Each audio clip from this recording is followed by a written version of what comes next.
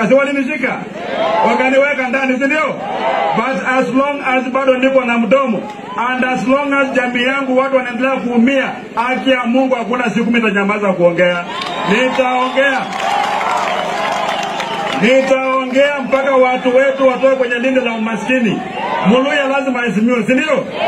Na mimi nikiongea tabu ya Muluya, naongea tabu ya Wakenya wote ambao wanakaa kama Muluya. Vijana wetu wamesoma, hakuna kazi. Wakati kazi inapeanwa kuna mapendeleo, si ndio? Hali ya elimu imezoroteka, hali ya afya imezoroteka. Kenya ni nchi ambayo inaongozwa na madeni. Hata wakati tunachukua tamu za uongozi, tunakuja kuongoza nchi ambayo iko bankrupt. Tusipoongea saa hizi watu waogope kidogo wapunguze mambo ya wizi, by 2027 hatutakuwa na taifa. Angalia magharibi kwetu, hii mnyazi yenu imekufa.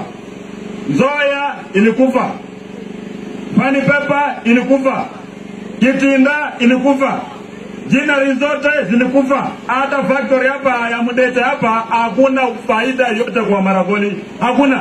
Lakini wakati kiongozi wa taifa la Kenya anaenda sehemu zingine za kaunti za taifa la Kenya, anapeleka barabara, anapeleka stima, anapeleka maji, anapeleka factories, anapeleka kila kitu, ndio? Wakati anakuja magharibi, anakuja kanisani, anaenda kufanya mambo ya anniversary, leo naambia sio hapo fika mambo ya miaka 100. Sasa Waluya sisi ni watu kuletewa sherehe na watu wengine wanaletea maendeleo. Mambo ya sherehe tumesema nini? Tumesema nini? Sisi tunatoa ushuru kama watu wengine wote. Na lazima tupate haki. Lazima tupate mgao wetu wa kitaifa. Na mimi nimesema 2027 nikitembea na wenzangu na nikokuwa na nyinyi Waluya nyuma yangu, tutaenda kwenye hiyo meza, tutapata haki yetu. Wakisema meza imejaa, tutavunja meza, tujenge meza ingine. Ama namna gani watu wetu?